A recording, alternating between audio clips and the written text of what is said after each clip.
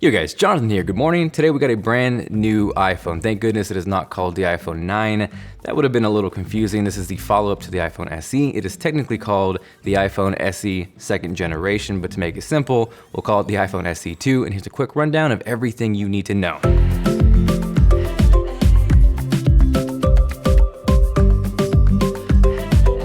Now, yeah, this definitely does not look like a 2020 phone by any means, especially with those bezels. It looks like an iPhone 8.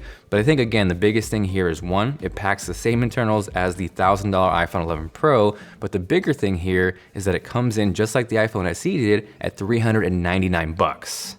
That is a big freaking deal. It's with a base storage of 64 gigabytes, which isn't the best, but it's also not awful. I think the best value is gonna be the next step up where you can double that storage for $50 more. That then there doubles at 256 gigabytes if you wanna have the maxed out iPhone SE 2. And to keep it simple, there are three colors, black, white, and product red. So again, the best way to look at the iPhone SE 2 is iPhone 8 body with the iPhone 11 Pro internals. And from what I understand, it is the exact same A13 Bionic, no underclocked, it is full power, the same chip you're getting in their $1,000 phone. Just like the iPhone 8, it packs a 4.7-inch display with True Tones, so if there are any hopes for a 4-inch display refresh, I think we can say those dreams are sadly gone. With that, of course, you're not getting Face ID, so your option is second generation Touch ID using your fingerprint, and weirdly, almost full circle, that's gonna be really useful in these weird quarantine times where wearing a mask actually really messes with Face ID.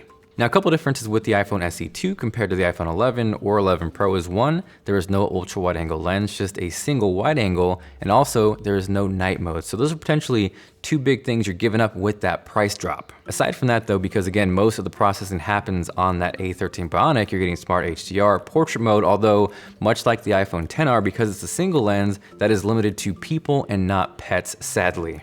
Video as well should be fantastic. It'll shoot 4K up to 60 frames per second. It is worth noting though that the extended dynamic range, while it is there, it'll cap out at 30 frames per second on the iPhone SE 2, whereas with the iPhone 11, 11 Pro, you can shoot that all the way up to 60 frames per second. Now the front-facing camera is 7 megapixels. I would assume because of that, unlike the iPhone 11, 11 Pro, you're not getting that extra bit of width that you get there. And it is also worth noting that you're getting 1080p video recorded on the front-facing camera as opposed to 4K on the 11 and 11 Pro. So there definitely are some trade-offs with that price drop as we kind of round them up. 4K front-facing video, ultra-wide, night mode, but are those trade-offs worth the price difference? Again, the iPhone SE 2 is $300 cheaper than the iPhone 11 and $600 cheaper than the iPhone 11 Pro with the same exact chip inside. From there, smaller details as the Apple logo is now moved from the top down to the center to match the current lineup. Initially, when that happened with the iPhone 11 and 11 Pro, I wasn't sure how I felt about it, but now it looks totally normal to me. As far as charging goes, the iPhone SE 2 does support wireless charging, thank goodness. There is also support for fast charging, but in classic Apple fashion, you're gonna have to buy that separately. In the box, you're getting a 5-watt charger. Battery life should be on par with the iPhone 8, which I guess is okay news. I would have hoped for a little better performance there. There's gigabit LTE, Wi-Fi 6, dual SIM, eSIM, and it's also water and dust resistant. I believe pre-orders will start this Friday and then arrive April 24th. So yeah, that is the iPhone SE 2, or technically the iPhone SE second generation. I know a lot of people